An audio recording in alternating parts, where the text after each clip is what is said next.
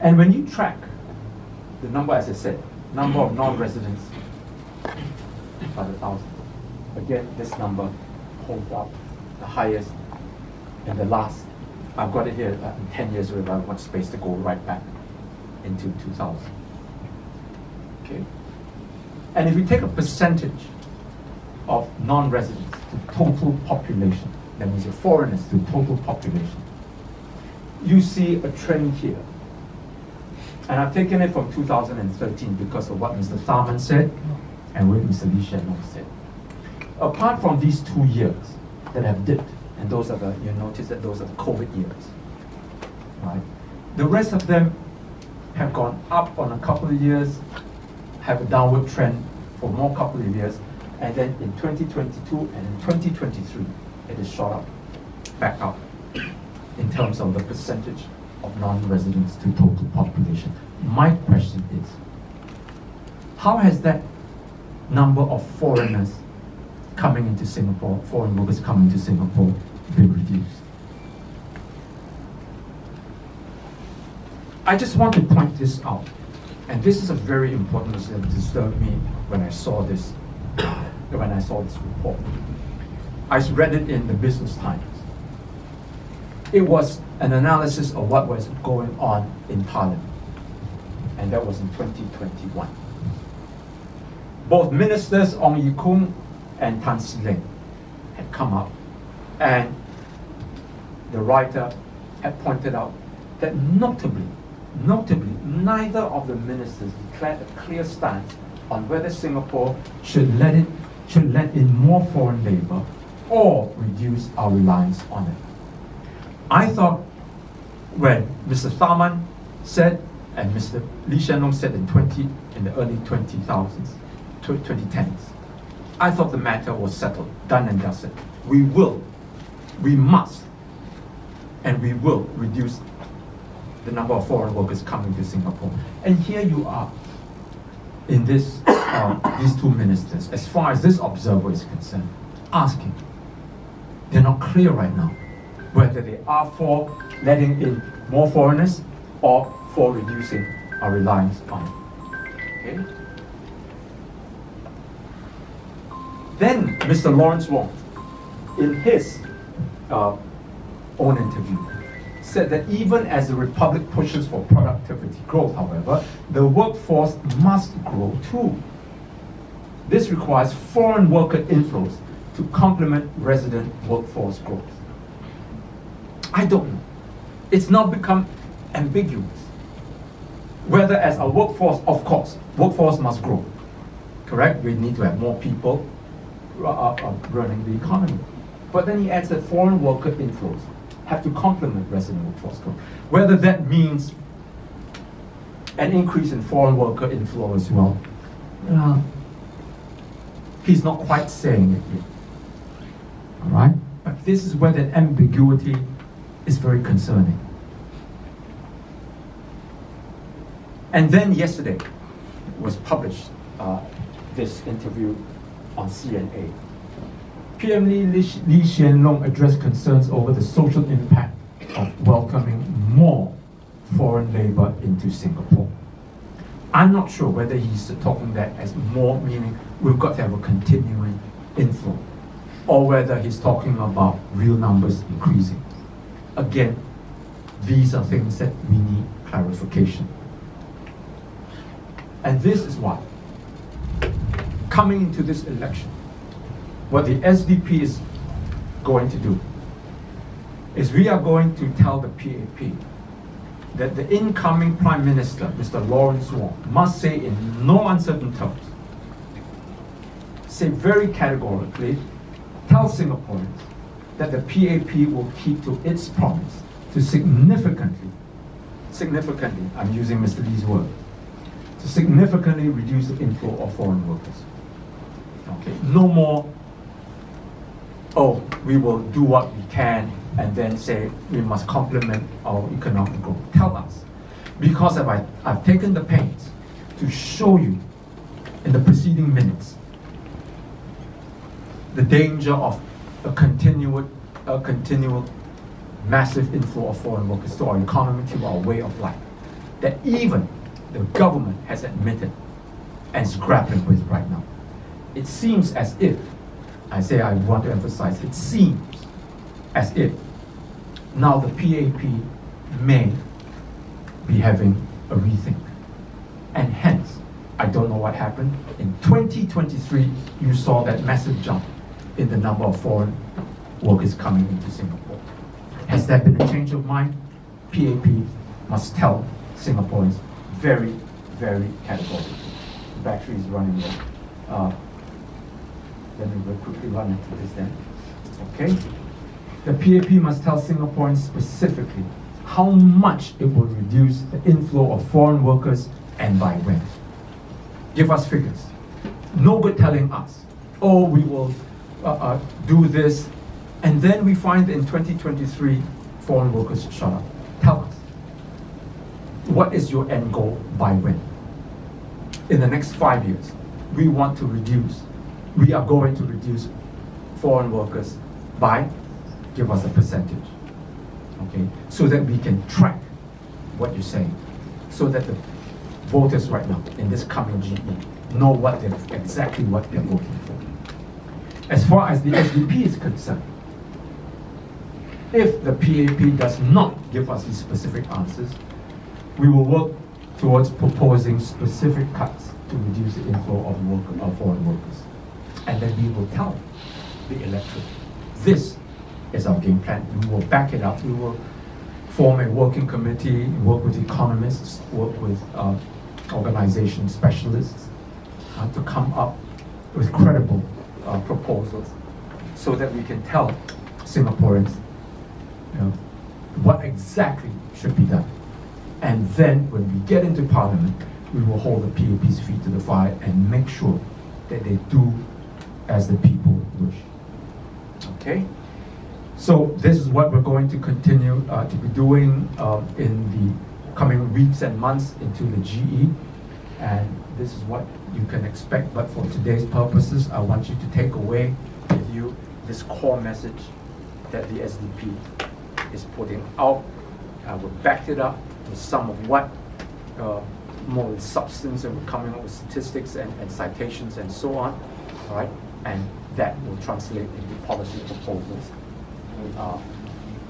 later on. Okay. Without further ado, let me just end it right here and just invite Min back to take the mic. Thank you so much.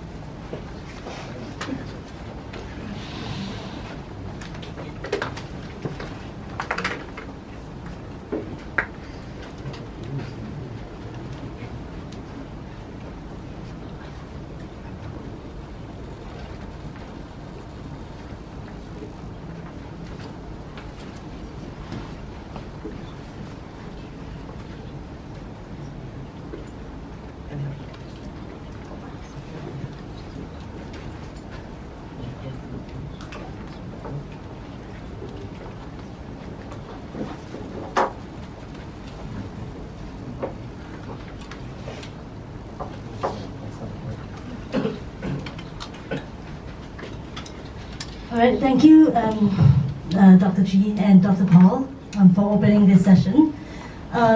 So, fellow members, change makers, our volunteers, members of the press, and members of the public, thank you again for coming to support us, or coming to find out more about what we'll be proposing and campaigning on in the upcoming elections.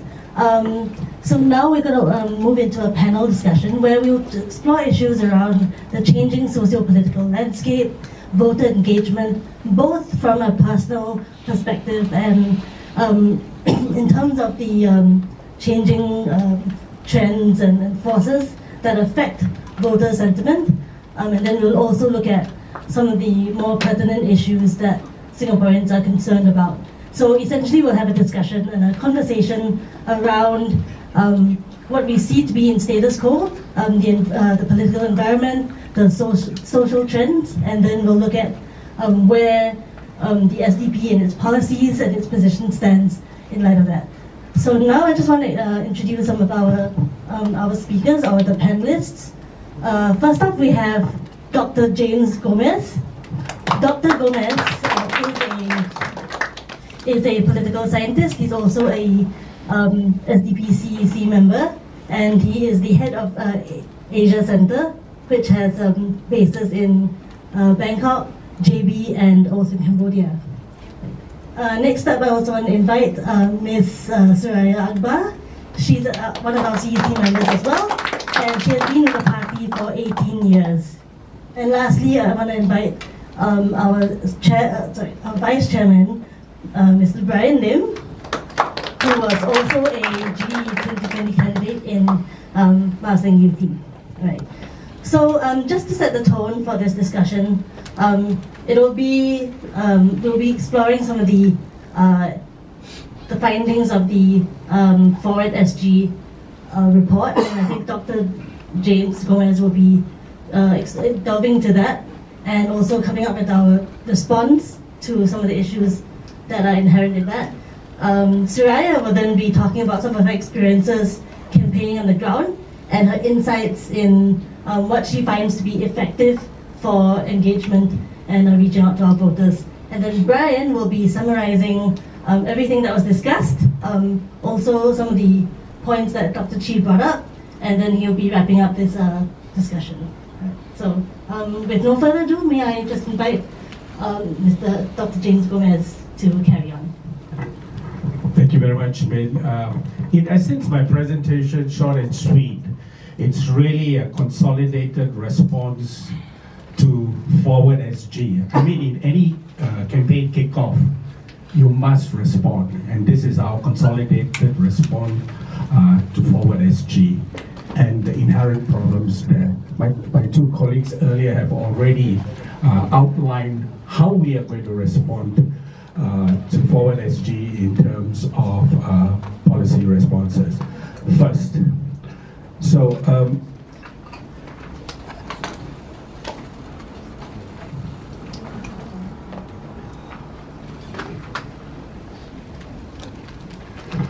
just a bit of a recap. We had, according to the public numbers, 200,000 people were consulted.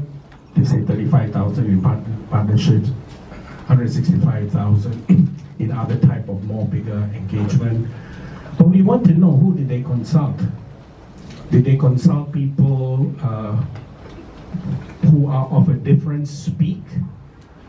Did they consult any of you, and how many percentage? We like to know who were consulted, and what is the breakdown in terms of work and economic profile, ethnicity, age. All this is not provided.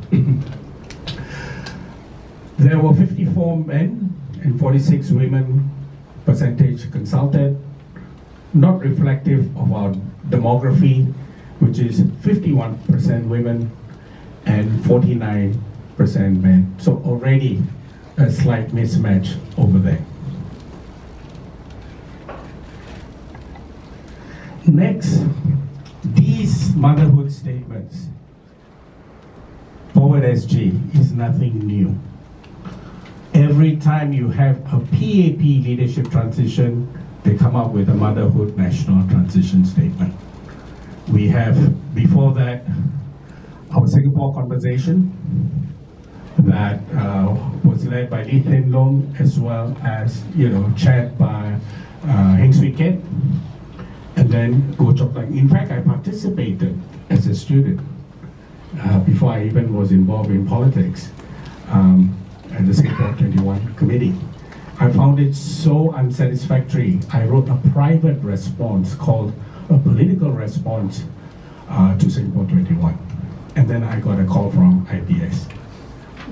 Now, you see the number of consultations or engagement has increased, but the outcome is no different. I know we are all watching Netflix, the three-body problem. For me, in Singapore, it's a 3A problem. You know, we put a lot of emphasis on academics. 3As, more A's is better, but it's a 3A problem. First, it's ambiguous, not just for Forward SG, but if you look at all the other previous national transitional statements, they are the same. They lack clear plans of implementation. They contain motherhood statements, but no action plan. Two, they have no historical context. They are simply put forward as technological responses by technocrats at this point in time, which is connected to the third problem. They don't acknowledge they are politically responsible for all the policy problems in the first place. So everything is apolitical, and I think you cannot have transition and changes and tackle the future if you don't include the political dimension. So in short, every national vision document, and we're not just talking about Forward SG, I'm saying taking us back almost to 2.5 decades, lacks clarity over key problems, how they can be overcome, and they also have a fallacy of treating changes as either ahistorical or apolitical. There's no context. Forward SG, like its predecessors, merely functions as a statement to assure and calm the public they have some ideas in place, but no clear solutions. So what we did was just to look at the Forward SG. This is our own mapping and graphing of what was there in terms of the different chapters or sections. But I want to highlight, if you look at the bottom part, civic engagement, that's a chapter that doesn't exist in the report because this report is apolitical. If it was an SDP report, we would have included that.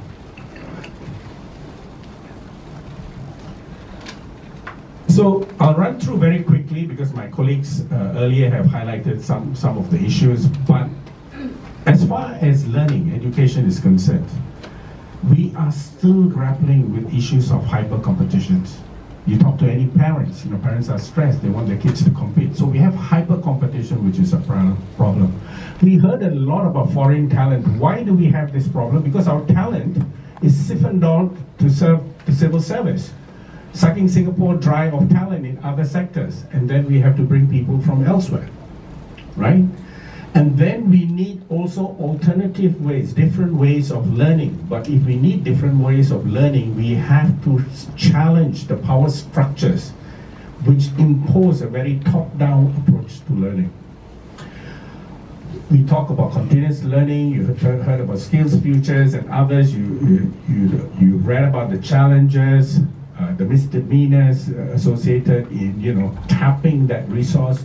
But really, I think we also need to give resources to SMEs so they can also support their staff in continuous learning. And you cannot have educational reform if it's not interlinked and integrated to reforms in other policy sectors.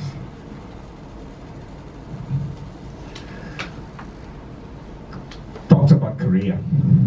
SDP has a long-standing policy on minimum wage. We have progressive model, we have this and that, but it still leaves the low-end workers who earn low wage highly affected because they just don't have enough to pay for the rest. So they become the working poor. So our solution still remains the same, minimum wage, well, implemented in Thailand, and they increase the minimum wage, time to time.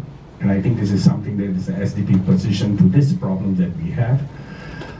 We have retrenchments going on. You have read how retrenchments benefit are arbitrary. We need to have that written in law so people are clear when they are pushed, what kind of minimum benefit they would get. And then there's you know, we have a lot of our talents. A lot of our talents are abroad. They have married outside of Singapore. Many want to come back. They want to bring their children. Malaysia has a foreign, Malaysian talent returning home policy. We don't. And that's, you know, something we need to give them incentives to get them to come back. Support. I think we spoke a lot about public housing. I would just add on to what my colleagues have said. A few things. Affordability has declined. Income ceilings, to get entry into buying public housing is low.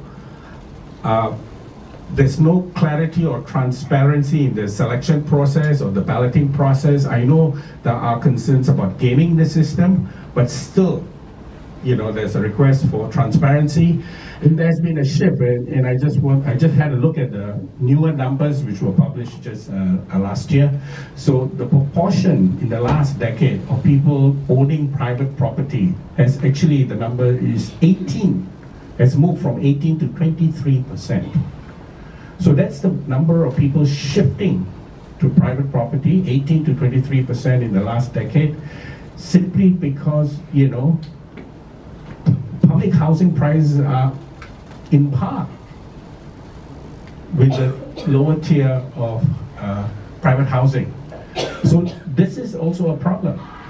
What is even challenging is we will have to go to Johor to live, because it's simply, anywhere you go, when you hear somebody talking about Johor, they say, oh, it's cheaper. Of course, all the, you know, transport and other challenges, but we are pushed to live abroad, retire in Thailand even.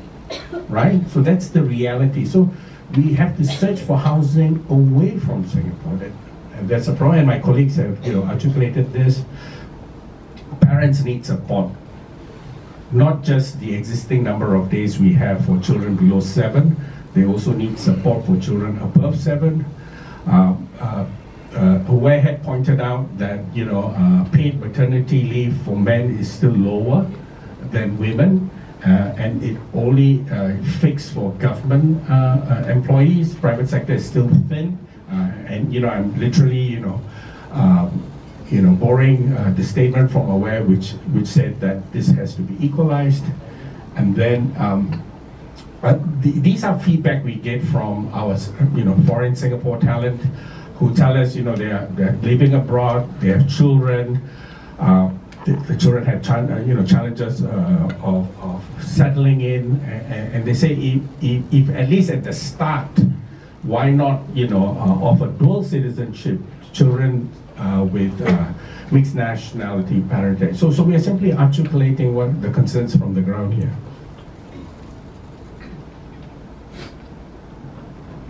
Well-being, we've spoken a lot, I think, in the last few years of mental health well-being, and in particular, you know, the need for support for our professionals, and for it to be, you know, claimed even by health benefits, insurances, and so on. But beyond, you know, supporting, financial support and healthcare for well-being, I think we are also looking at flexible work arrangements. But the argument here is it may not be enough. Because even if we work from home, we still have other stresses. So we need to find formulas in ways.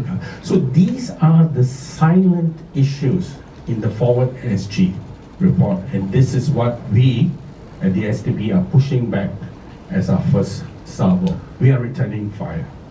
Caregiving. I think in Singapore, more than other societies in our immediate neighborhood, we have sandwich caregivers.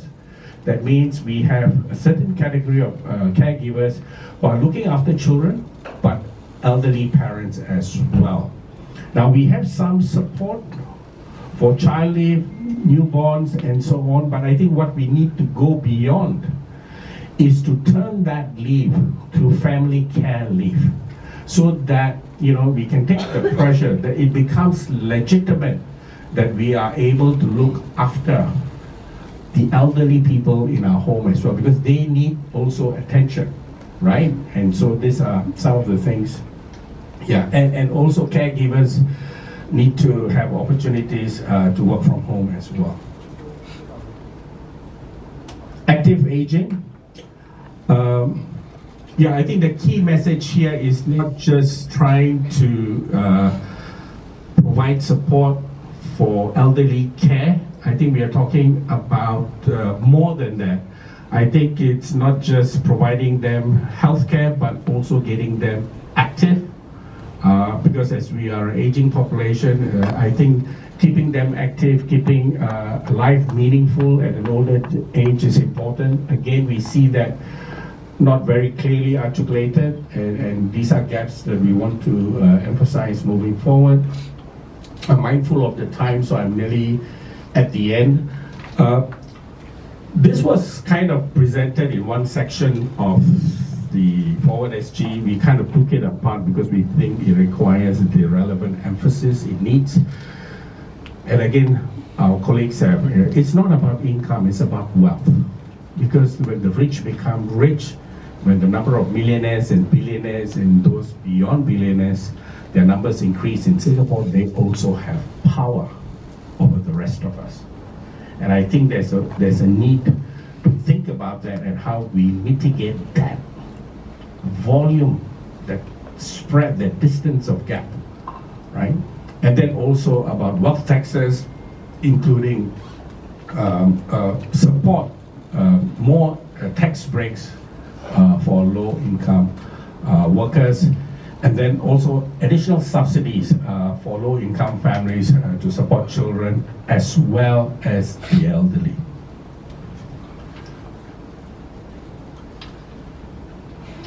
And then we felt that people with disabilities require special attention, and therefore, from the SDP point of view, we wanted to, for us, it would be a chapter on its own.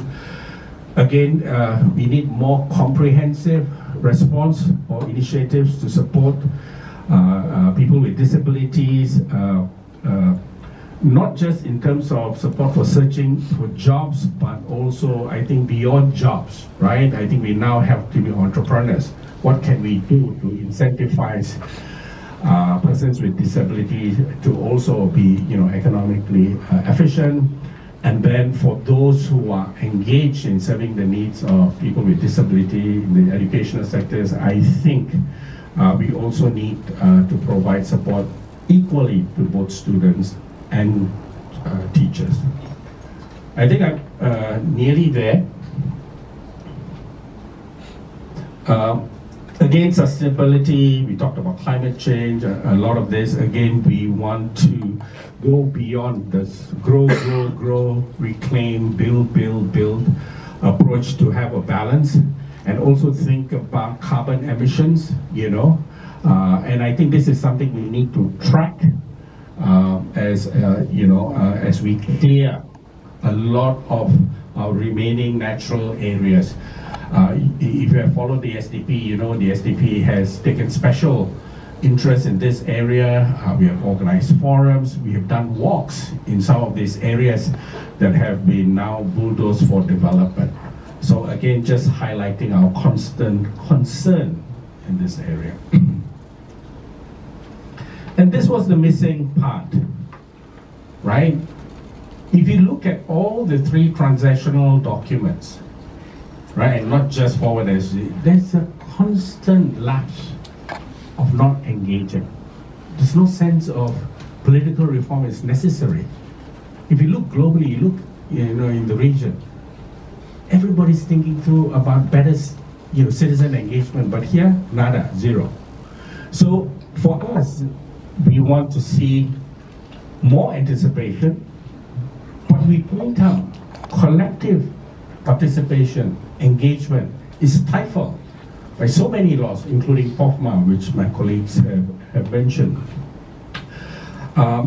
Civic space is so constrained that we operate in an atmosphere of self-censorship, right? There's no transparent engagement, and there are risks, right? I don't have to tell you this. Every day you talk about risk and what it means to you, right? The so-called barriers and imaginary lines you have to navigate. I mean, that's a society, and we don't talk about that, right?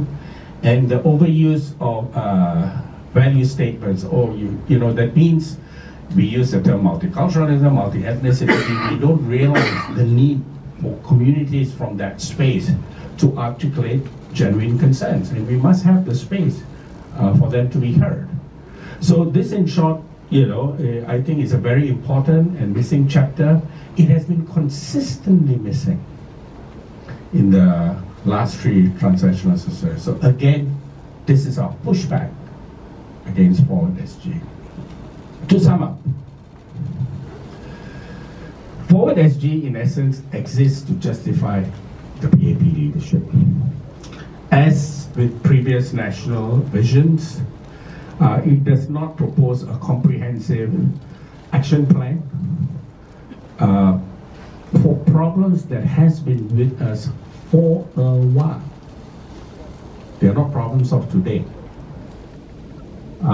Like in the previous, vision statement, Singapore 21, Singapore Conversation, we also have no means of verifying within those set of motherhood statements and now what actually has been achieved.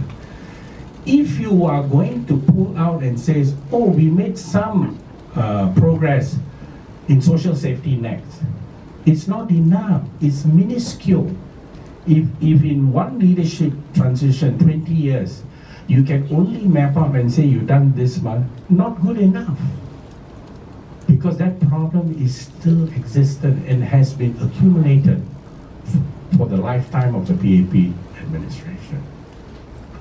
And we need transparency to see whether the needle have moved significantly.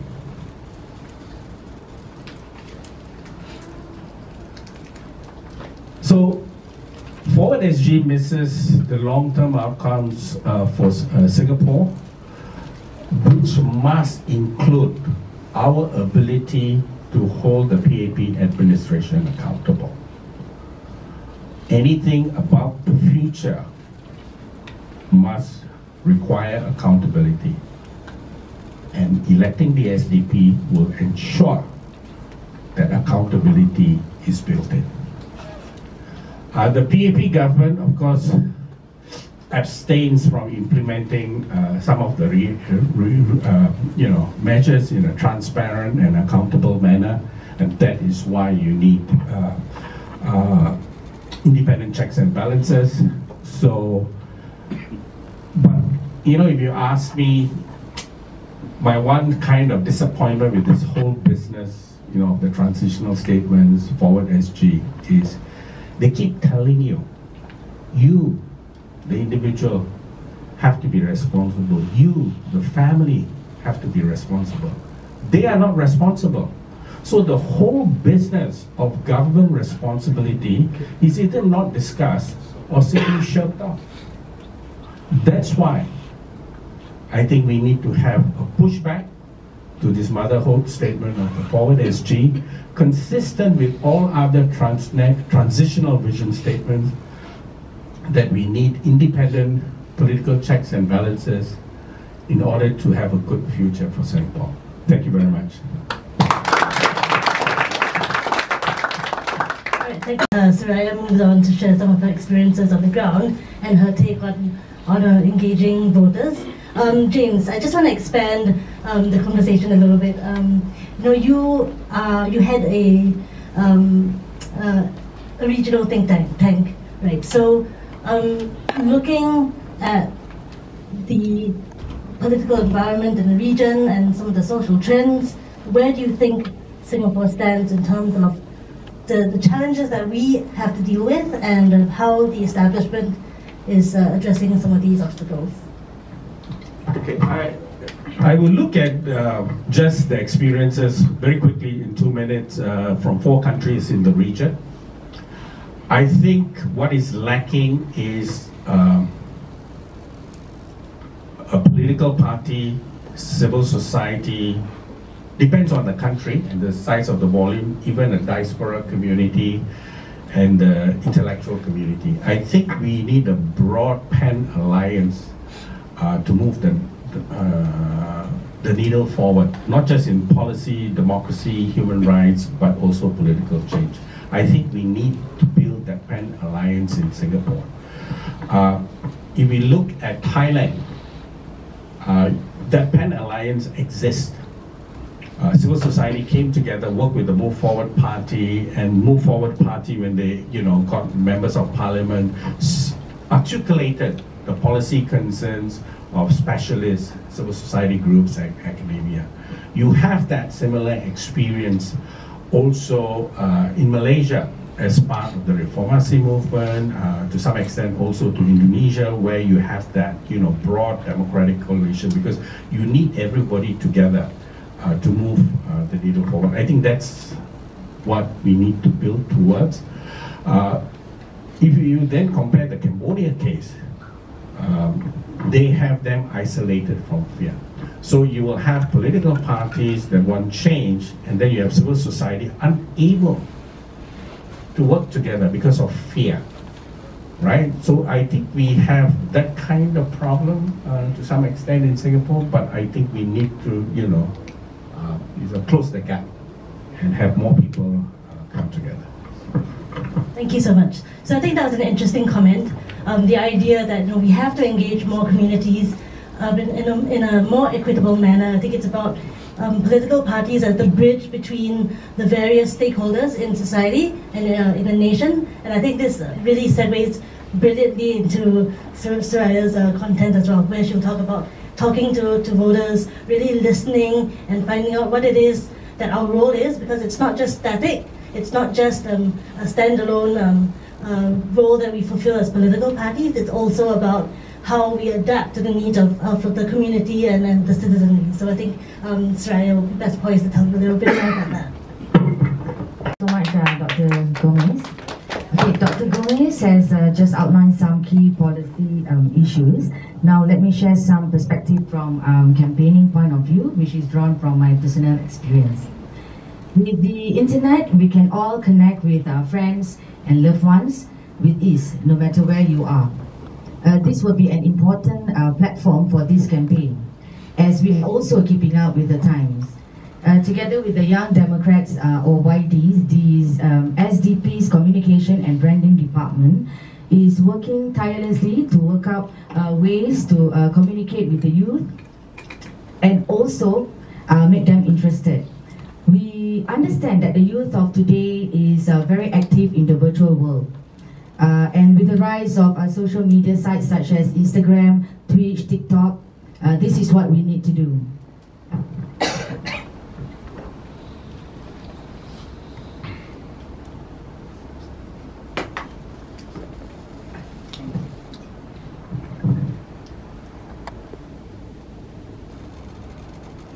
While we are building our communication in the cyber world, we never discount the fact that groundwork and community outreach are equally as important for us to meet and hold conversations with residents. At the SDP, we don't wait for boundaries to be announced, just so we can start knocking on doors. In fact, we already began visiting residents a couple of months after the last general election in 2020. Can I hand over to... Right? Maybe before you do, can I just ask you a couple of questions about, what are your views, I think, about the various modes of campaigning? So for example, like we obviously have campaigns that we run on social media, we have campaigns that are more geared towards, engaging the press, there are also community events as well, and then of course we have field work and house visits and walkabouts. So in your opinion or your experience, what kind of, or what mode of campaigning do you feel the strongest for? What do you think is the most effective? Thank you. Visiting residents at home allows me to listen to them and hear what their worries, their aspirations are. If you want to represent them in Parliament, you must understand that they're concerned, and the only way you can do this is to listen with your, not with your ears, but with your heart. Thank you. Maybe I'll just follow up a little bit as well on that. So how have you personally been approaching campaigning? or what experiences have stood out the most to you? As mentioned, we already began visiting residents a couple of months after the last general election in 2020.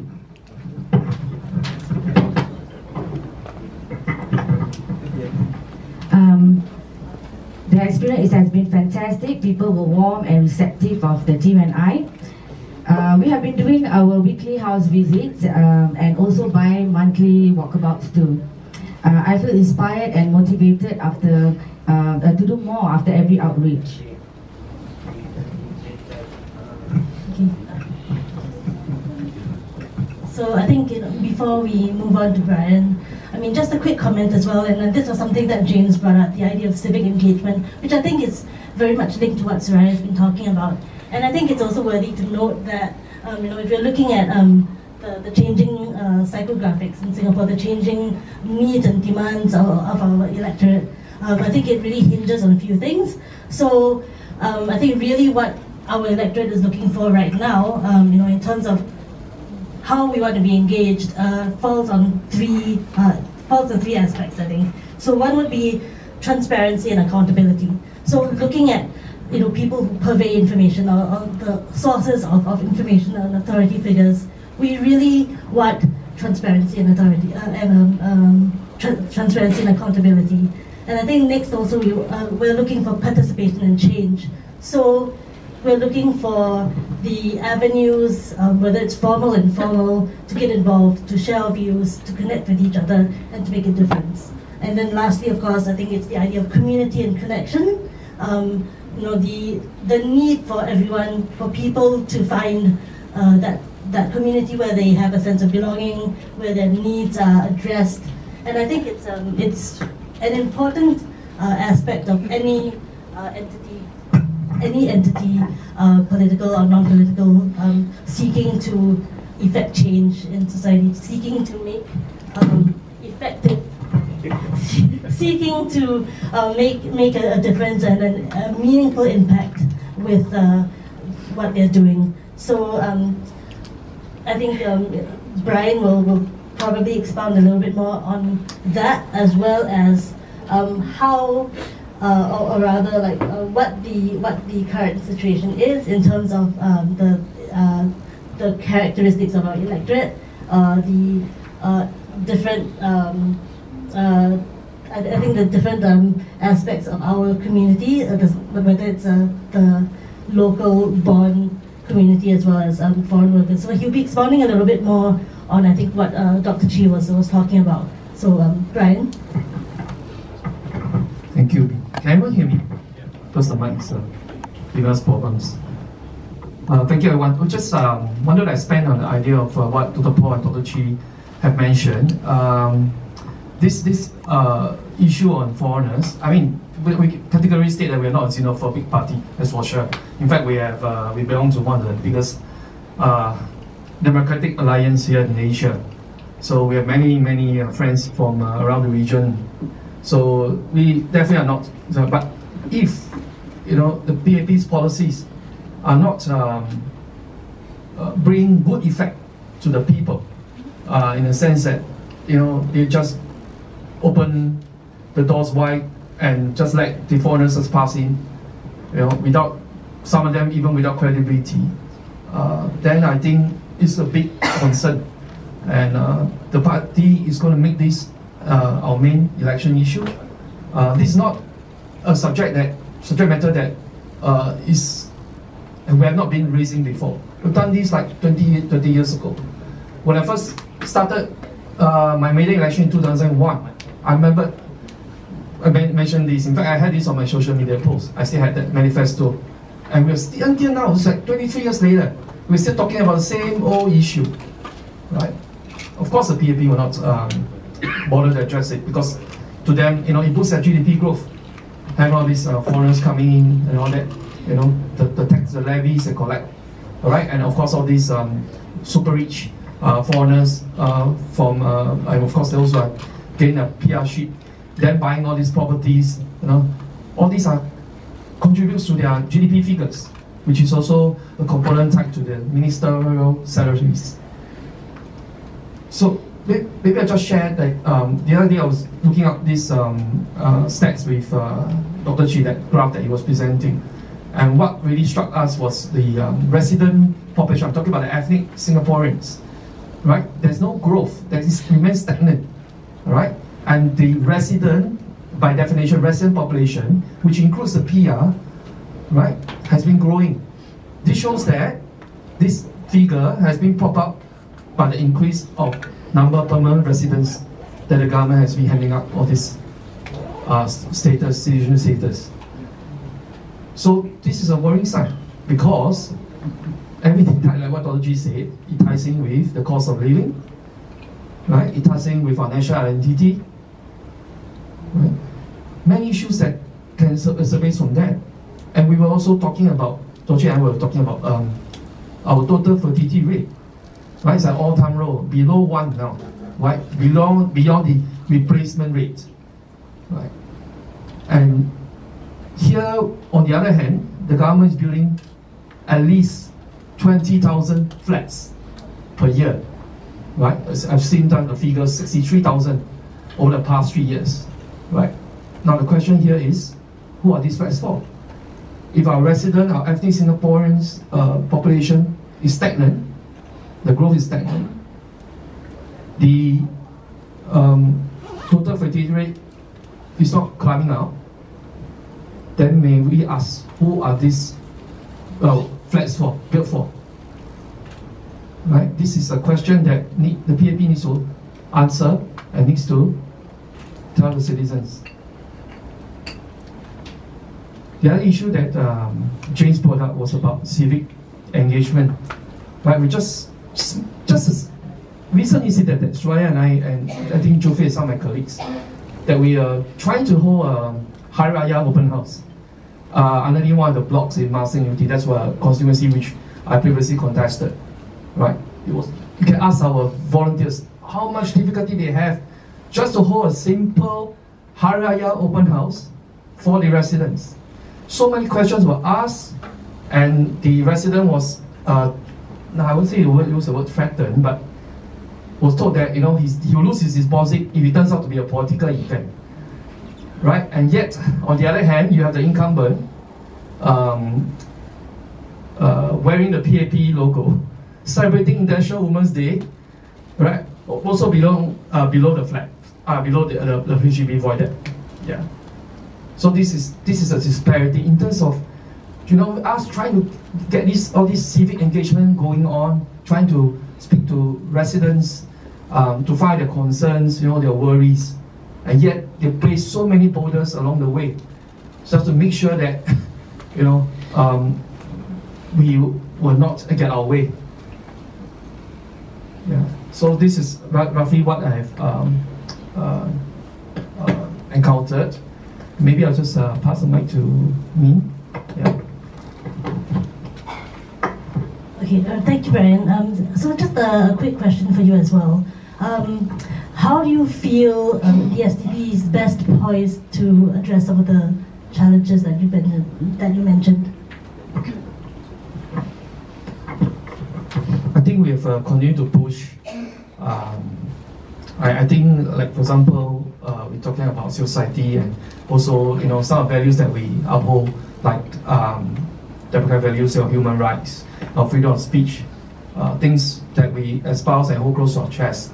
Hong Lim Park didn't appear overnight in the Speaker's Corner. Right? It's through the efforts of especially Dr. Chin himself, the constant push of the OB boundaries, OB markers, and for more civil and political space. I think we will continue to be that, and that's the role I've been playing. We have a legacy. We have 44 years come August. That's a legacy we'll continue to uphold, and that's the place that SDP has always been and will always be. Thank you. All right, thank you. So, a lot of the discussions today, have hinged on or have talked about, mentioned the idea of really engaging people and listening to what their issues are, what the problems are, being aware of what the true core of some of the problems or quandaries that we are experiencing now lie, and how do we really work towards an effective set of solutions. But of course, in terms of listening and identifying issues that are of importance to the community, I think maybe I can put a question to Soraya to ask, what do you feel or what do you know is the sentiment on the ground with regards to what people are focusing on and what kind of problems they feel they are facing? Thanks, Min. Okay, of course, high cost of living is the problem for many. Majority told the team and I that prices for basic commodities such as rice, sugar, milk formula for babies is hard to keep up with. As a working parent myself, I feel for them because this is what I experienced too. Example, the price of eggs now increases to over $7 for a tray of 30 eggs, and chicken costs about $9 for 2 kg. The increase coming from the GST and rent, all this is unnecessary. Vouchers are temporary. Bus fares went up last December. Water just increased in April. All these increases add up and make life even more difficult for the people. So this is one of the reasons why I'm still with the SDP is to speak up for Singaporean in hope to make Singapore a better place to live in. Thank you. Thank you for that. So Soraya does a lot of groundwork. She's very involved in the Marsiling UT community and the team that goes to visit residents very often, I think more than once a week actually. So she would have a lot of insights in terms of what people are concerned about. James as well does really important work from a slightly more macro perspective. He conducts a lot of research, not just into what's happening in Singapore, but as well as around the region and indeed around the world. But his focus is in Asia. So I also have a question for you, and you can choose to answer it in terms of in the context of Singapore or Asia. And I think this is an issue that a lot of people, voters, the powers that be would be interested in as well, and would have definitely done some kind of background analysis on as well. Social media has of course become a tool that is, not just increasingly important, it's already important, right? So how do you see technology or technological advances and social media having an impact on our general election and beyond that as well? I think the buzzword is AI and elections. I think you've been following elections around the region, you would have picked up something like that. I think the use of AI by the alternative parties would probably be limited simply because the technology is not quite there. Because if you look at the recent use of AI in the Taiwanese elections, for example, it's really poor quality because the technology is not there. The sound, the sound really doesn't sound right if it's something that's artificially produced, and it doesn't sync to the moving mouth. So it's still not tight there. And I don't think alternative parties would be going that way in terms of AI applications for campaigning and such, because it's still not quite there. That if you look awkward, I think we are better off being genuine and engaging like that. But however, I expect the ruling party to jump up and down and cry foul. Oh, there's the use of AI and trying to subvert that. What would happen is I expect there will be some people out there, individuals not directly connected to political parties or at the periphery at the best, experimental. I mean, it's game season, right? Election is game season. Oh, come on, let me have a go, right? So I do expect, individual operators, try to have fun and, during the election season to come up with a few innovative AI, and then, I expect the ruling party to say, aha, you see the dangers of AI, and, may try to graft the blame on alternative parties. So where can we use AI? I think we can use AI, and that's really, you know, on the apps, right? Whether it's ChatGPT, Meta AI, that, you know, if you're lucky, it's pushed on your WhatsApp. So you can get stats about this, that, and the other quite easily. That's why election campaigns in Singapore and elsewhere will not be a stat and policy game. While you can generate stats and you debate, that figure is not quite right because it's the 2022 figure and not the 2023 figure. You can get that kind of stuff, you know, clarified very quickly or pointed out. I think the campaign is really the feel and good, you know, how you look, are you dressed properly, are you articulating clearly, do you sound cogent, what is the whole brand value of the candidate, the party. And I think some of the way the message that would be pushed out has to be on the quick social video media, TikTok, Instagram, and I think the SDP will be looking to up its game, yeah, on the TikTok platform, has been already articulated by our colleagues out there. But I also want to point out a very serious problem in Singapore. It is the trolling of the alternative party and candidates. The hate speech. I think we need to ensure the technology companies, TikTok, Facebook in particular, do undertake due diligence to cut down, investigate, and expose, and not hide behind community standards when hate speech, you know, hurled at parties and candidates, including women. So I think that's where you know, I see the social media landscape. AI has a role, but maybe in terms of just pulling out information and validating that. But otherwise, you know, in terms of, you know, campaigning sound bites, it's still too rudimentary to make any effective sense. So back to you. Alright, so I mean, that's an interesting perspective. The idea, of course, that, you know, what really tugs at the heartstrings or what really makes a difference is, you know, not just, of course, tools, technological tools exist, but I think at the heart of that, we need that human touch, right? And we need also to be really aware of the impact of our using technology, like what kind of effects that has, how the scope of our influence, and really just bringing that all together. So a quick question for Brian as well.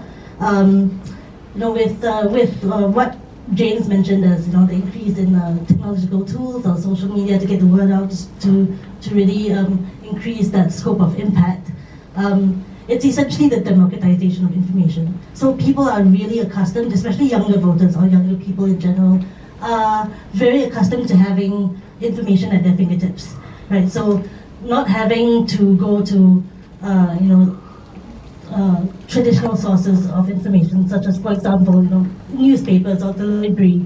You know, we have TikTok, we have Instagram, and all this information is at our fingertips. And this is something that the younger electorate, I think in particular, is extremely accustomed to. This is a norm.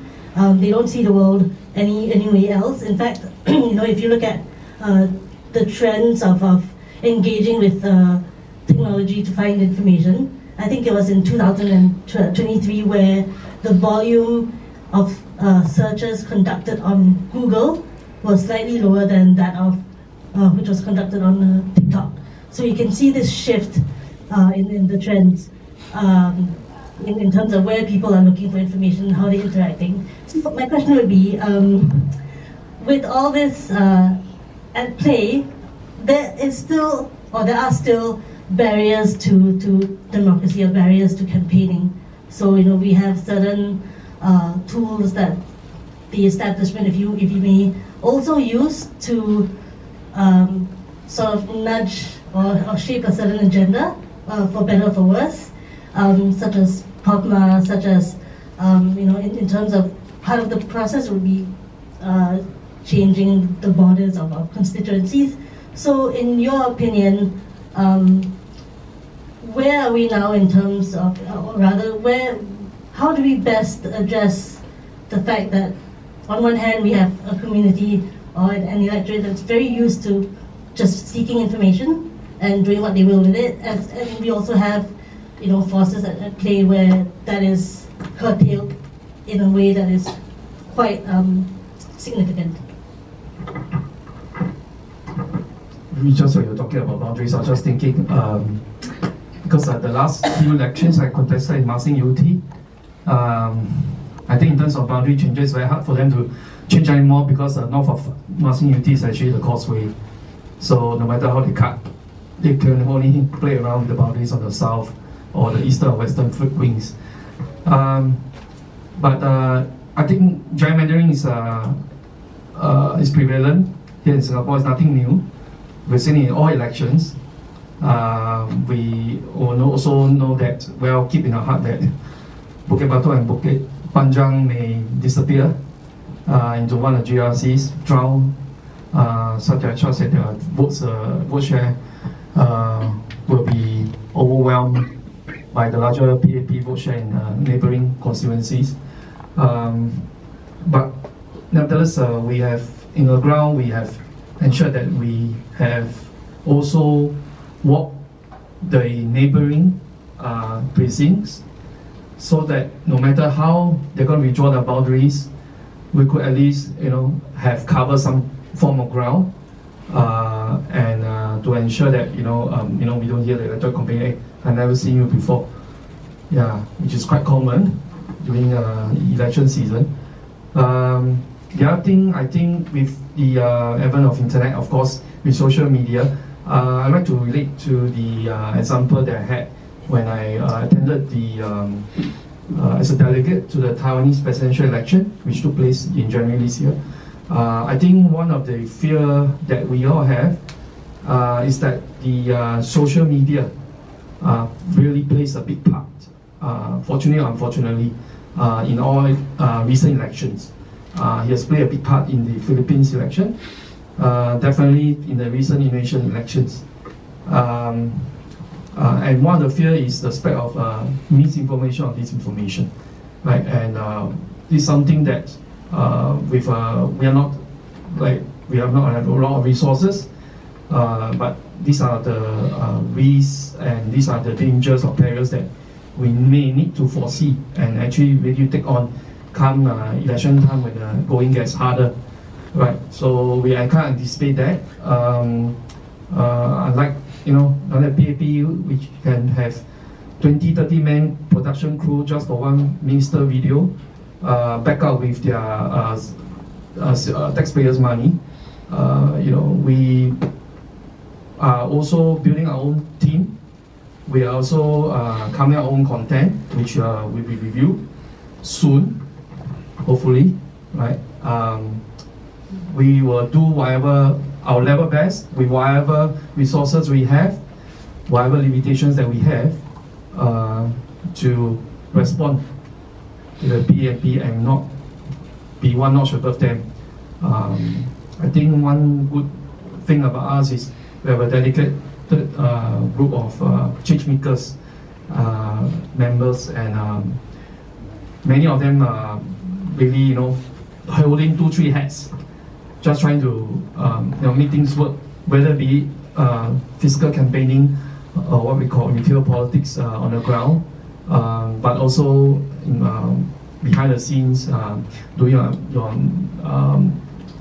necessary administration work, logistical work, getting all the ops ready. Yeah. So this is something that we are proud of. It's been a legacy, and we will continue to uphold it when we continue to forge ahead. Right? We're looking forward to an exciting election campaign. Right? As for the POFMA, right? You're mentioning the road hindrances or that.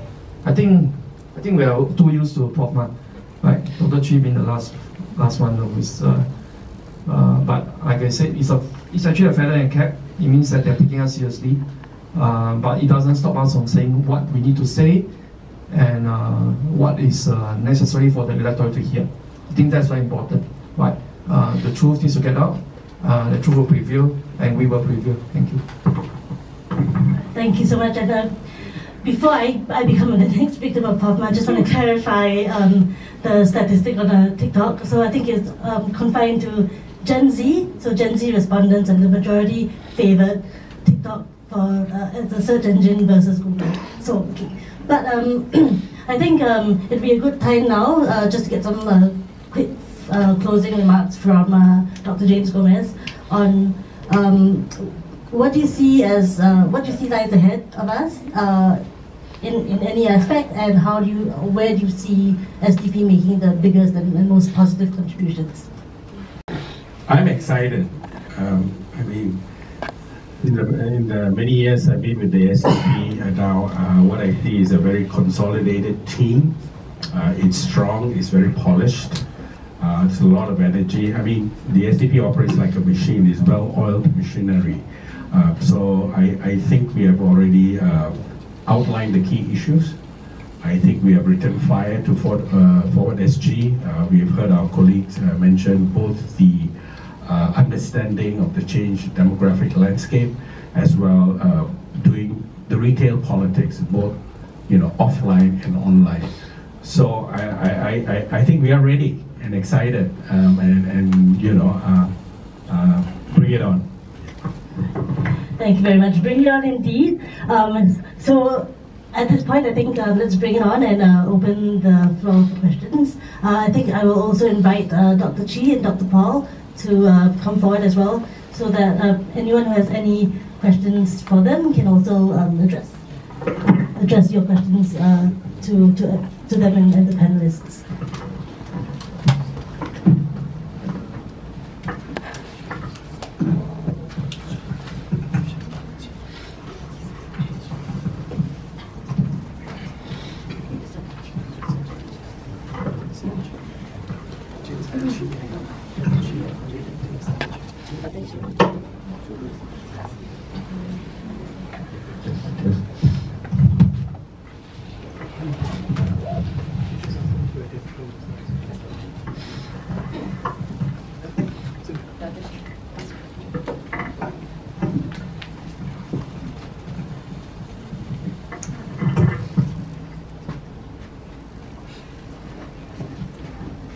Alright, so everyone is welcome to ask questions. Before you do, just a quick request to identify yourself and the organization you represent, if applicable.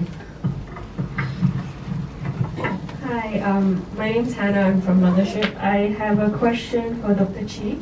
With all the political shakeups within PAP, like the affairs and former Minister Iswaran and WP's affairs and Pradhan Singh in court, do you think this will give your party an advantage in the upcoming general elections? My own sense is that these are issues that people are seeing as water under the bridge. And I think people are looking forward to the issues that were just raised, and they're very concerned about their future. Of course, that ties in with PAP's current quality of leadership. And I just don't have the time to list them all. But if you're talking about things like, for example, Simply Go, or the fiasco about the forest being cleared by mistake, and so on. There've just been a whole list of them. Vivek Balakrishna's traced together, Matt debacle, and all these things do add up into us wanting to make sure that the people know that the PAP of today is not like the PAP of yesteryears. And these are the issues that Singaporeans are very concerned about and should know. And then you add and you throw in this situation where it's just so poor judgment, where Vivian Balakrishnan and K. Shanmugam have went to rent out these bungalows at Rideout Road. All these little things add up to how the people are viewing this current set of leaders, and I think that's where we must bring across quality of leadership, and more importantly, some of the issues that I just talked about, and going into the elections. Those are things that we will highlight. Thank you.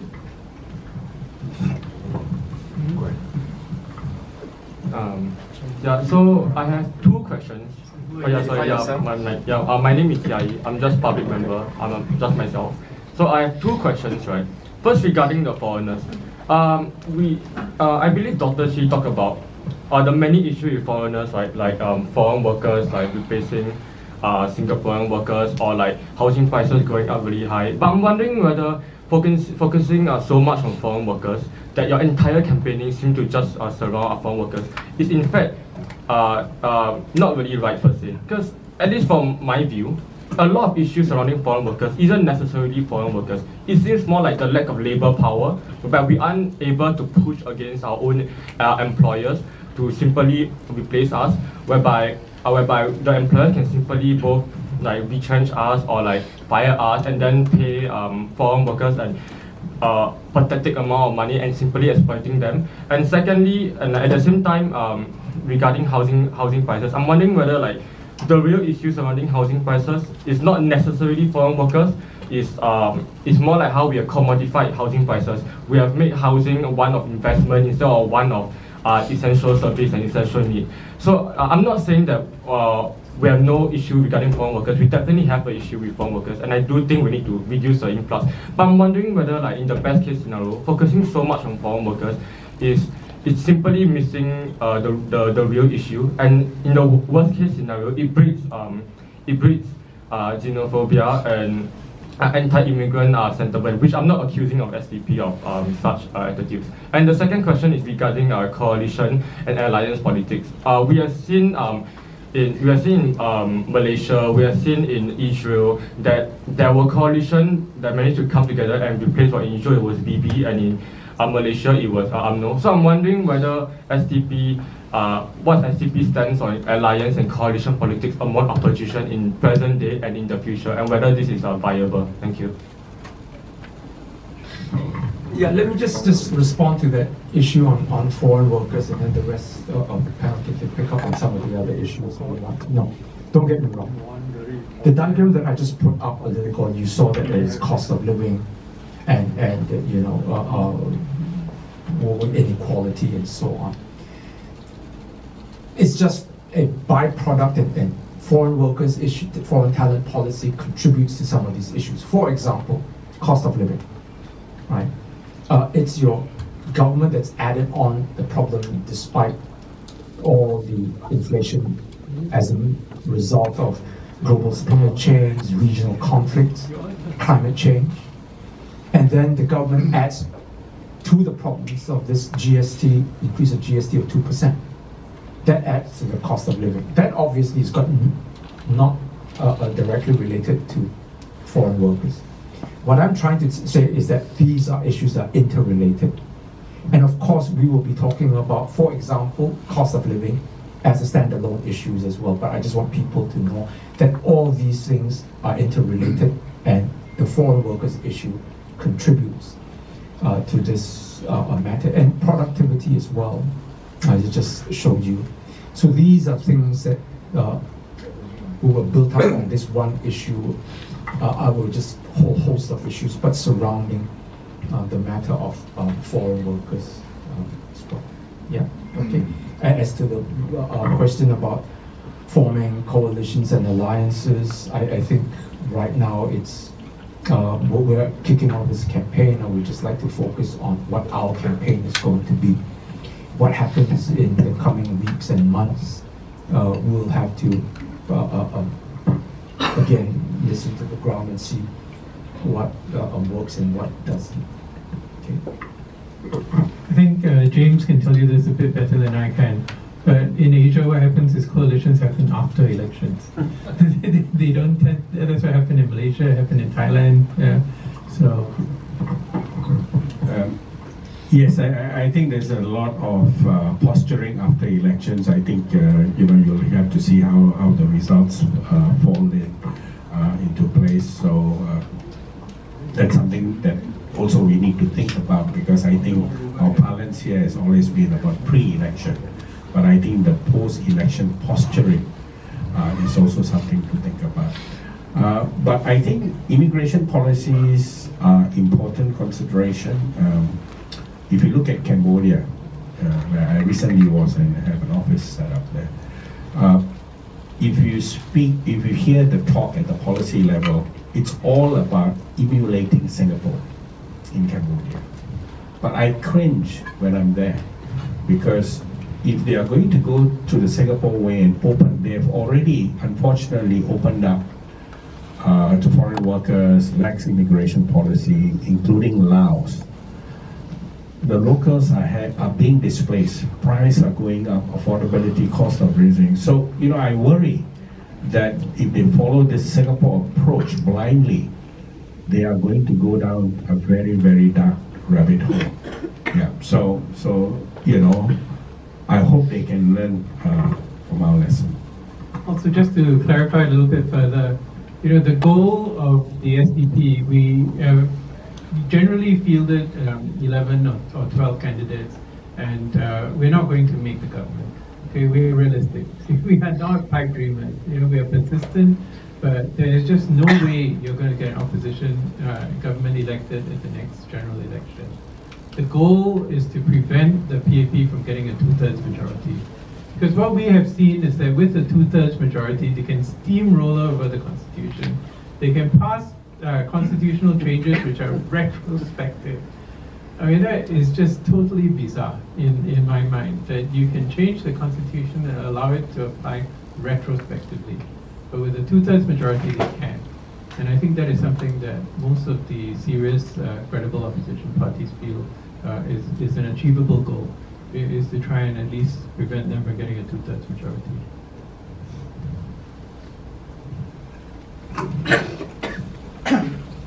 Let's have the media give media the first bite of the cherry, because don't mind. Not from the media? Anybody from the media? Hi, thank you. I'm Li Ying. I'm from Street Science. Okay, I just have two questions. So first off, Dr. Chi, you earlier said one of the campaign aims is that SDP will work to propose specific cuts to reduce the inflow of foreign workers. So can I just find out, how will you formulate these cuts? What are you thinking of? And is there not the fear of xenophobic sentiments as earlier raised, by some of the people? My second question is also, SDP has said that it is interested in Sembawang GRC, so that, and also the previous constituencies that it had fielded candidates in before, so that puts it at 3 GRCs and 3 SMCs, right? So could you tell us about the process of bringing in candidates, new faces, building that talent pipeline? Yeah. Well, again, just to address the point about xenophobia, I want to refer you to what PAP ministers have said.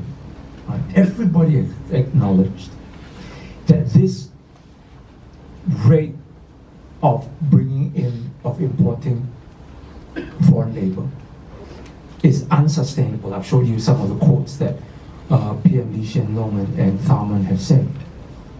And what we're just doing is making sure that we hold them accountable. If you tell us that this is not sustainable, then give us what is sustainable. And that is why I put up this whole idea that now Prime Minister Lawrence Wong needs to come and tell Singaporeans what is their plan of action, rather than just in fuzzy buzzwords. Okay, we must integrate them, it must be sustainable. Then tell us specifically, how do you plan to reduce these foreign workers? Because that's a given. The government has already told us that we must reduce it. What we want to know is that how much do you reduce it, and by when? Because as I pointed out, and that last statistic in last year, your number of foreign workers or foreigners that have come in have jumped. All right, tell us, was that an anomaly? Tell us, clarify, going forward, right now after the elections, what's going to happen? Because if you're just going to stick to these very fuzzy notions that things must be sustainable and without giving hard numbers, nobody can hold them accountable. And then in the meantime, the next 5 years, we see nothing improving. And I say this because over the last 15, 20 years, they have talked a good talk about making sure that we manage, manage the inflow of foreign workers, but nothing very much has changed. People are still feeling the consequences. Okay, and this is what we want to make sure going into the elections, how we want to define the issues and be very specific about the outcomes. Now, to address your question about going to the constituencies, right now everything's up in the air. We're just anxiously holding with bated breath the announcement of the EBRC, right, the Boundaries Committee, and thereafter then they'll announce what the constituencies are. For now, all we can do is just go into this area here and making sure. But by which time, what blocks goes into which constituencies is beyond our control. So right now we're just going both more the northern and western sides of the island, and let's see where the boundaries, when they're announced, where that takes us. I don't know if anything. I hope that answers your question. Hello, so I'm Kimberly from SCMP. So I just wanted to ask, foreign workers was a very big part of the campaign strategy, but I also just wanted to find out, based on your time, interacting with Singaporeans, so what is the sentiment on the ground? Is there that sense that a lot of the problems that they are facing right now with cost of living, housing can be attributed to foreign workers? So I think I'll take that. And I think what I was trying to highlight in my part of the talk was that at both ends of the spectrum, at the lower end of the spectrum, you find a lot of people that we talk to find that they're being displaced by people who come from the countries in the region. And basically they come here to earn an honest living, a decent living, and then they go home and retire somewhere where they have a place to retire to. So they can afford to work for less. And what that does is that actually it's what they call a race to the bottom. This is how it was described in North America. Is that companies just do a race to the bottom. They find workers who are willing to work for less and less and less. So they squeeze. So in the United States, for example, the median wage of an employee has actually remained stagnant for the last 20, 30 years. And the reason is they just keep bringing in people to do the same jobs for lower pay. And these people, some of them leave the country. In Singapore, a lot of them use Singapore as a transit. They come here, they work for a few years. It's not like our grandparents who came here, they lived here, they set down their roots, and then they became our grandparents, and they brought up our parents. So it's a different entity, because these workers know that on the salaries that they are getting, they will not be able to set up their roots. They will not be able to bring up children, bring up grandchildren who are going to become Singaporeans just like we did. So there's a big difference between the Singapore of 1900 and the Singapore of today. And the big difference is that foreigners are being brought into Singapore today just simply to drive wages down. And that's at least the way it appears to people that we talk to on the streets. At the high end, you've got young professionals who are trying to buy their first condo. They are priced out of the HDB market because they are above the income ceiling. And you're competing with somebody who's buying all the units in a condo in Draycott. They have no chance because the price of condominiums, and they end up buying a shoebox unit. They get married, they have a kid. There's just no place for them to stay. And so people my generation are having to pay the down payment for their children's apartments, which never happened to people of my generation. For us it was our parents said, we pay for your education, you pay for yourself.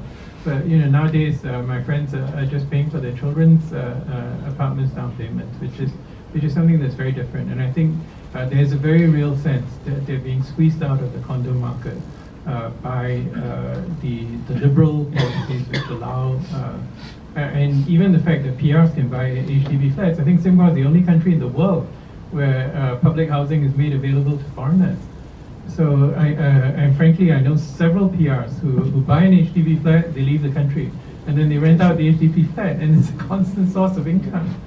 And it's not the purpose of, as the person in the earlier questioner pointed out, public housing is not supposed to be supposed to be a roof over your head. It's not supposed to be a means for somebody to just cash in on it. So I think these are things that we're hearing. So it's not something that we came up with. it's what we're hearing from talking to people on the ground. You know, in his cafe, he talks to people who come and eat. You know, I talk to my patients. We talk to people that we do on house visits, and that's what we're hearing. Over.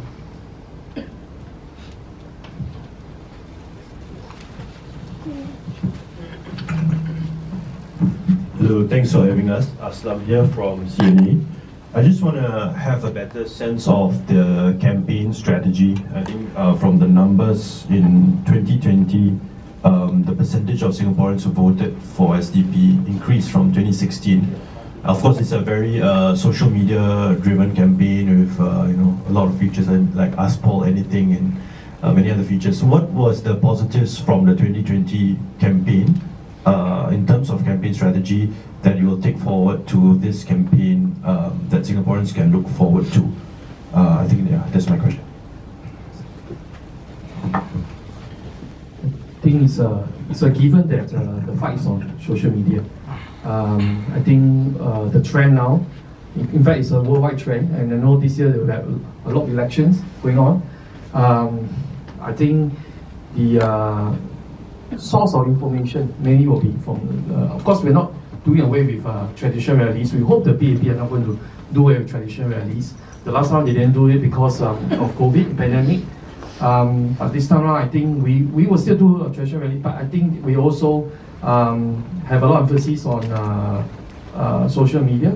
I remember that Chan Chung Sing, right, in a leak recording, he said, WP is very strong on the ground. SDP is very strong on the social media, right? That's according to him, his leak recording. So I think we take credit for that, and we will continue to harness our strength in social media. We're definitely going to roll out a few series of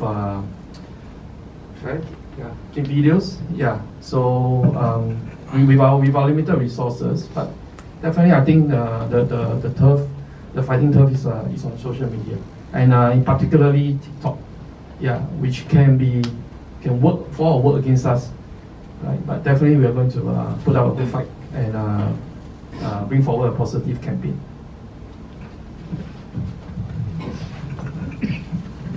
So sorry, to I think elaborate on what Brian was saying. So I think what was positive from GE 2020 was we learned we are really good at social media, and we will continue to bolster our strength in that area.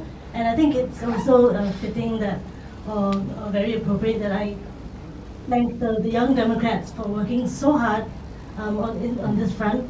Our Young Democrats are our party's youth wing, and they have been instrumental in providing ideas and suggestions, and also the legwork to push forward some of our more social media or digital media based initiatives. So I think a huge thank you to our Young Democrats for that.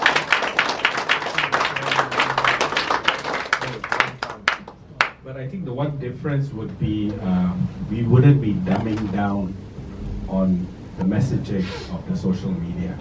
So it will not be song and dance only. Yeah. So I think we will endeavor to use social media to put clear messages, but in the format of the new social media, short and sweet. But yeah, the messaging would be clear, because I think one of the problems we have now on the other side of the campaign is there's no message. Too much dancing is going on. Too much playing of the guitar. So I think you will definitely see the SDP be very clear in its use of its messaging over social media. Hi everyone. Hello Singaporeans. I'm glad to see all our media here, and I'm glad South China Morning Post is here, because I have a very simple question.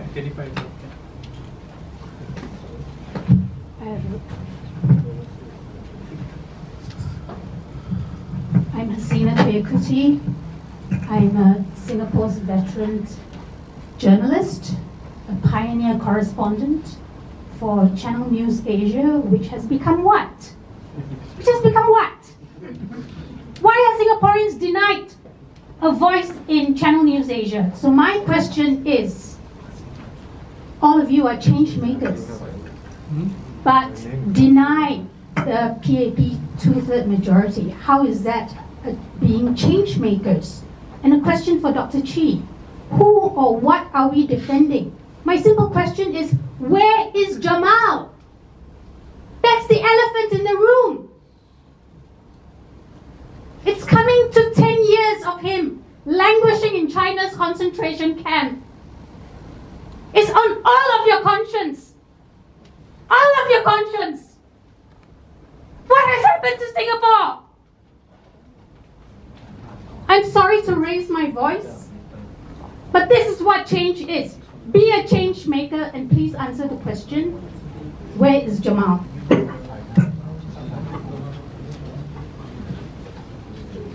Yeah, thanks, Asina. You know, the reality is, as you know very well, that change happens one step at a time. You know, and I know for somebody who's loved someone, who is suffering, who is in a terrible situation, that's too slow. You know, waiting one day when someone who you love is in a very, very unfair and unfortunate situation is too long. Where is Jamal? Bring him home.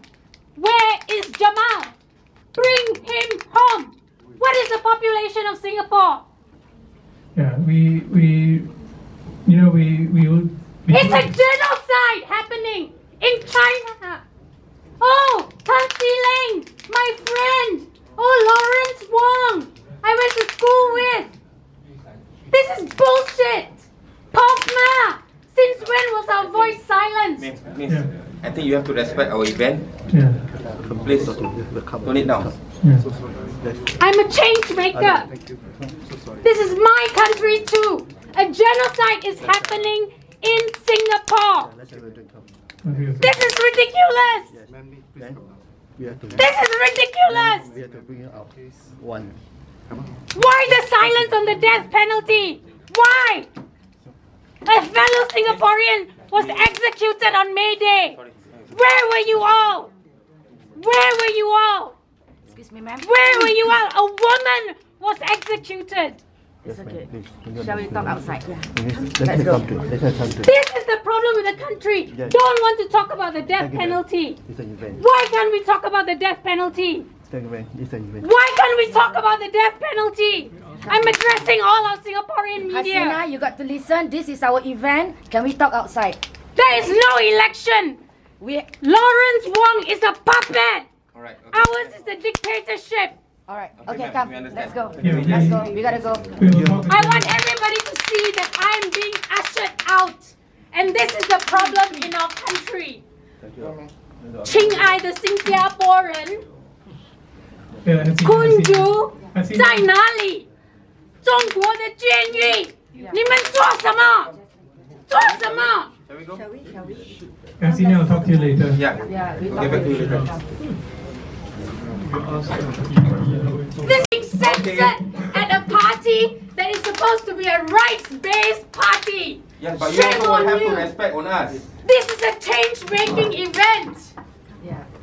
Let's go. Aslan, you covered the Singapore-China visit. Why was Jamal not mentioned? What kind of a sport reporter are you? No. My brother is an FAS coach.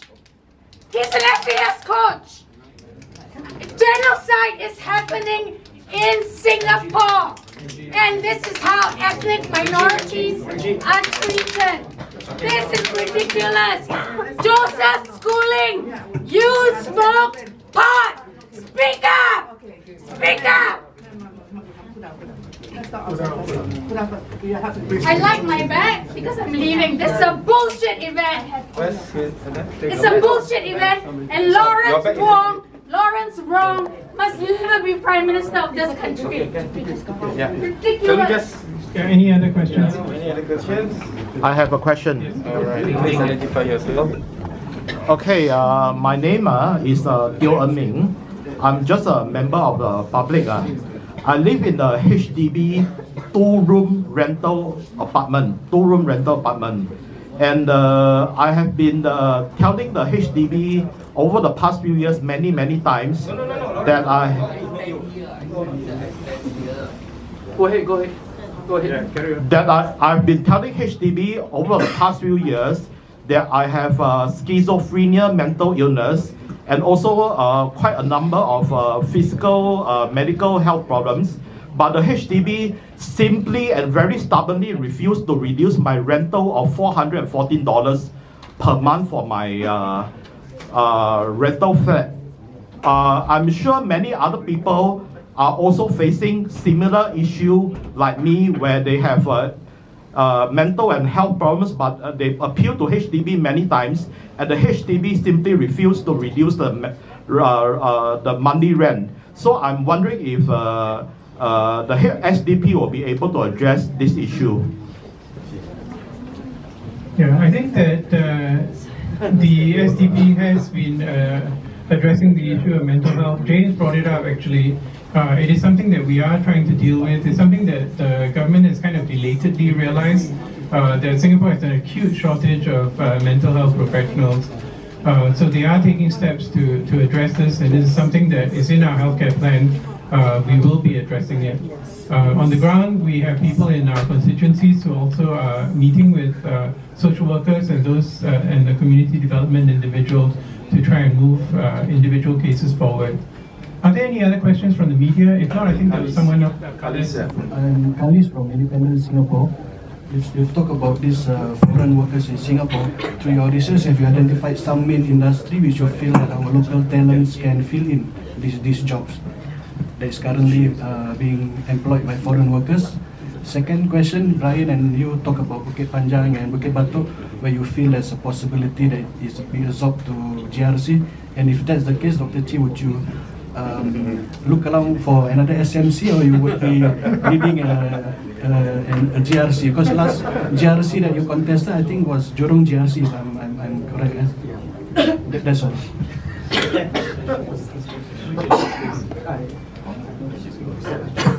I think the IT industry is particularly one where I think there's as compared to the Silicon Valley, where they encourage an entrepreneurial spirit, they encourage creativity, they allow you to explore, they allow you to fail, and they allow you to experiment. Right? We don't have that kind of. I'm sad to say this, that kind of environment here in Singapore, and probably that's the reason why our folks in Silicon Valley aren't coming back.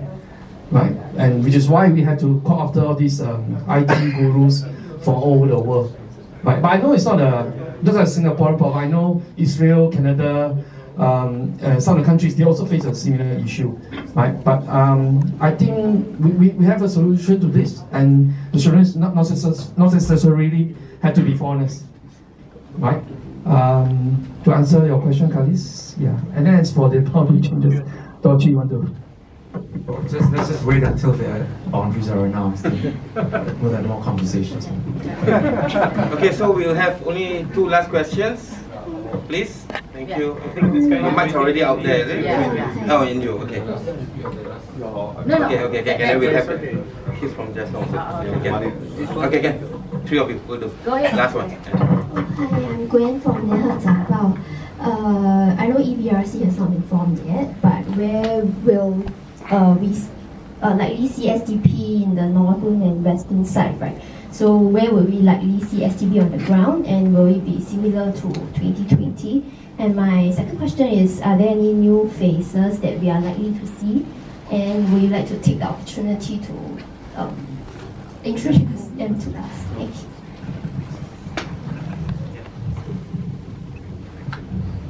Well, actually, if you've been following our social media, you'll know that we have been active in the constituencies where we were active in 2020, in addition to Sembawang. So we have been active in the northern and western side of northwestern side of Singapore for quite a while, since 2020. If you looked around very closely at the panel, you'll notice one new face who did not contest in 2020, who is pretty certainly going to be a candidate the next time around. Sorry. Hello. Tell me about yourself. No, it's okay. Okay, we take one more question. There's two more. You go first. You go first. Okay, hi, my name is Jay. Mine is more of an observation about, am I too shining. No, It's the aura from my face. Okay, it's more of a observation, I think. Xenophobia is a very trendy word to use now, with political connotations on it, and now in social media as well. The media is picking it up. Now, asking for the rights as citizens to be treated as first-class citizens is not being xenophobic. There's nothing xenophobic about it.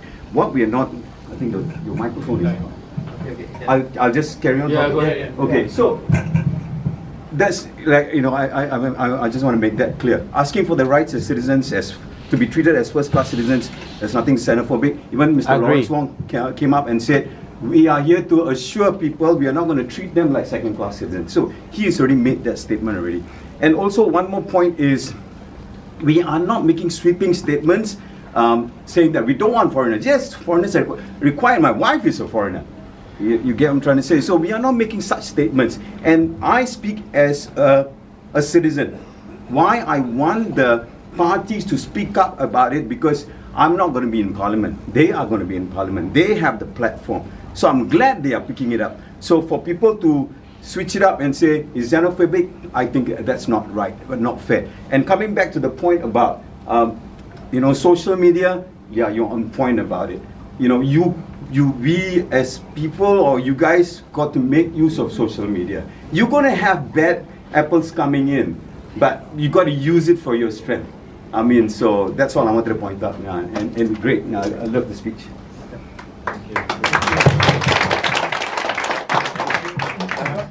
That's the last one. I am Aloysius, and I'm a member of the public. I would like to ask SDPs, what is their plans to do about the cost of living? Because the cost of living, it has gotten worse and worse. And I think the cost of eggs has gotten really, really expensive. Like, the cheapest egg used to be less than like $2, and now it's like $3 plus. And what, like your guys' plans to target the cost of living? And yeah, and another one is the transportation price. The transportation cost has it has been going up really quite a bit for the past few years. The whole cost of living has been exacerbated by the increase in the GST, right? And you just take it from Mr. Lee Hsien Loong himself, who asked himself that question of why do you need to raise the GST? That's because he says when the government begins to engage in profligate spending. Now, I've given you many, many instances. And if you go to my social media, you've talked about year after year, the Auditor General coming up and saying they flagged so many lapses in spend. The latest situation was Simply Go. What was it, about $40 million? And now, what's this thing? The ERP thing, it looks like it's going to be another fiasco again, right? So these are the things we've got to make sure that when we get into Parliament, we're going to put these questions to the government and make them. You've got to make them be more restrained in their spending. Okay, so these are all the matters that we need to deal with. And as I said, in order to control the cost of living, you've got to look at the root of the problem, and that is the PAP's spending, tax and spending habit that we must get under control. And the only way that we can do that is to make sure in this coming general elections, Singaporeans get to the root of the matter and make sure we get into Parliament in such numbers, the opposition, in such numbers that we can deny them the two-thirds majority.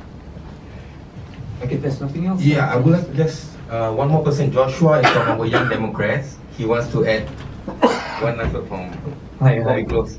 Okay, my name is Joshua, and I've been with SDP for about 3 to 4 years, just after the election. I just want to reinforce what Jay said. Okay, this is, look at me. Okay, I am not a typical Singaporean face. My mother is from Taiwan, my dad is from China. If anything, I'm the definition of a foreigner. So if I didn't feel welcome at all, if I feel that I'm being threatened, but of being xenophobic, I wouldn't have joined the SDP. I would have been with the PAP long time ago when they were conducting those sessions. I just received a photo.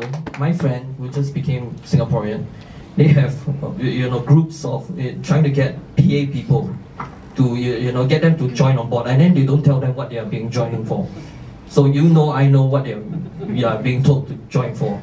So and there are people that go to NS. Okay, they serve 2 years. When they come out, they have to another 10 years, 15 years. And then, when they try to get a flat, wait 3 to 4 years. And when they wait 3 to 4 years, they get into the house, tapes everywhere. Defects. Let's not mention about central cooling system, Daikin disaster. Okay, so they get 3 to 4 years, and then people who just came in, just because they have money, they get the best flats, they buy up the whole block of units and everything. We are just asking for a level playing field, level playing field. How is that wrong? Fair playing field. Okay, we Singaporeans are not asking things to be handed out to them. We're just asking for a fair game, and I think just to mention, yesterday when I was crossing the road, this elderly man, he was pushing cardboards in his 60s. The cardboard, everything fell.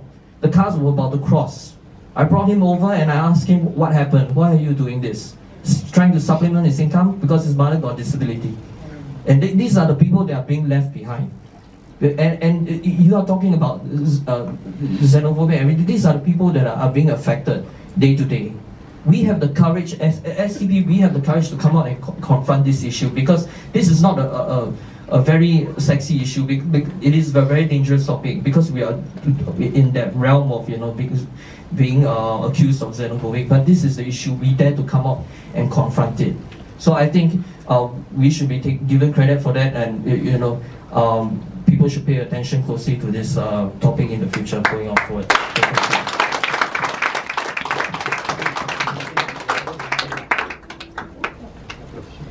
Thank you so much. I think this brings the event to a close. I do want to apologize to the media for the kerfuffle early on, but I mean, it is we have a free and open space here for people to share their views. But of course, there are certain limits to that as well. But thank you so much for listening. Thank you for giving us the time to share our campaign strategies and with you, as well as some of our thoughts around key issues that we feel would be pertinent to Singaporeans. So again, if you do want to approach any of our members after the event on a one-to-one basis, you're free to do so. But again, thank you so much, and I will be also available for the media if there are any questions after this event. Yes, and there are still refreshments, so we welcome all of you to grab a drink or have a snack. So thank you so much.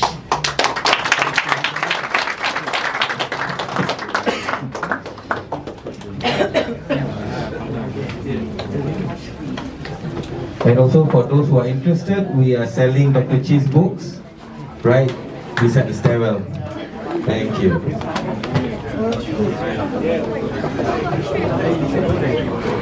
But like we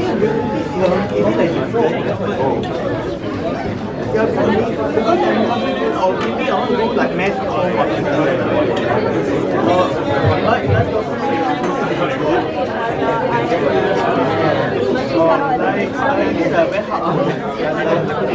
like long hours.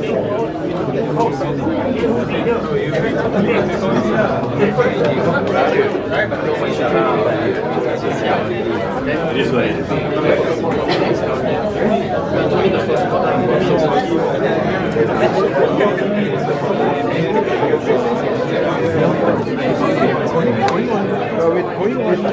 Independent.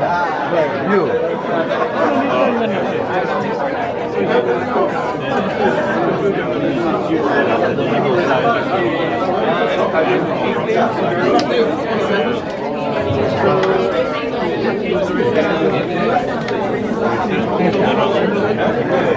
So